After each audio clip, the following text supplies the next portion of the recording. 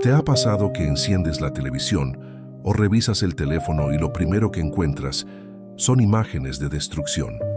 Rostros cansados, familias huyendo, ciudades reducidas a polvo. Y aunque vivas lejos de esas fronteras, sientes que el miedo se cuela en tu propio pecho. Porque la guerra no necesita tocar tu puerta para herirte. Basta con mirarla para sentir que el mundo entero tiembla.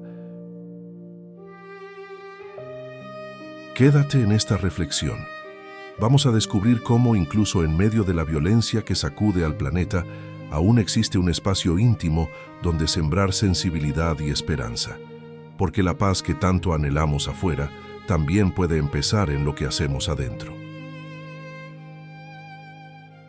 Gracias por estar aquí.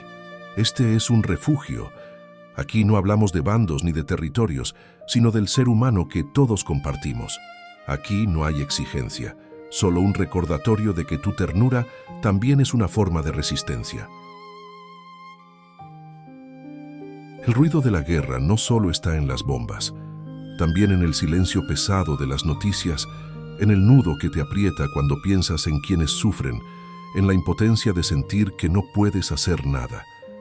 Ese ruido se transforma en ansiedad, en insomnio, en una tristeza difusa que acompaña a millones.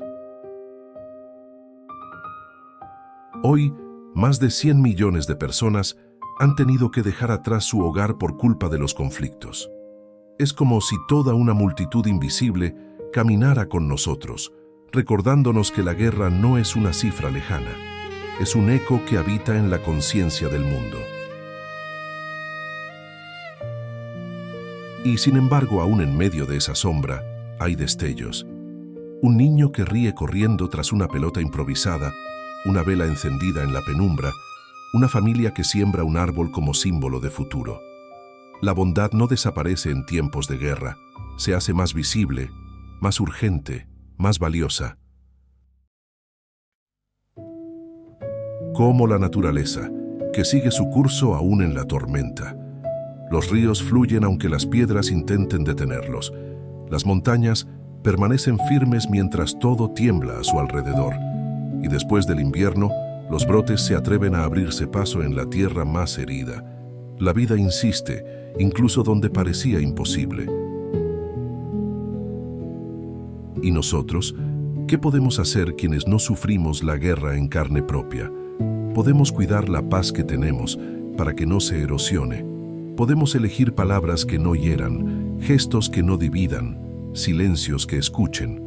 Podemos compartir parte de lo que nos sobra con quienes apenas tienen lo mínimo. Y sobre todo, podemos mantener viva la sensibilidad. No acostumbrarnos al dolor ajeno, no darlo por inevitable. Podemos cuidar lo más cercano, la familia. Allí se siembra lo que luego florece en la sociedad. Enseñar con paciencia, escuchar sin juzgar y transmitir respeto en lo cotidiano cultiva valores como empatía y solidaridad. Así recordamos que la paz empieza en casa y que, aun con imperfecciones, la familia sigue siendo raíz de equilibrio para el mundo. Y aunque los informes digan que 1 de cada 5 personas en zonas de conflicto sufre síntomas graves de ansiedad o depresión, no olvidemos que cada acto de cuidado es un bálsamo, que cada gesto de paz, por mínimo que sea, puede aliviar un corazón en medio del caos. Porque la guerra nace de la desconexión y la paz se construye cuando recordamos que pertenecemos unos a otros. No es un ideal lejano, es un gesto presente. Y cuanto más cultivamos dentro de nosotros la calma, más claro se vuelve el propósito de vivir para aliviar y no para herir. La vida no se trata de negar el dolor, sino de elegir qué sembramos en medio de él. Aunque el mundo tiemble, aún tienes en ti la capacidad de ser refugio, de cuidar, de acompañar, de sostener lo humano cuando todo lo demás parece romperse. Si estas palabras tocaron algo en ti, puedes dejar tu sentir en un comentario. Tal vez tu voz también acompañe a alguien más. Y recuerda, en este canal siempre encontrarás un rincón donde volver a respirar juntos.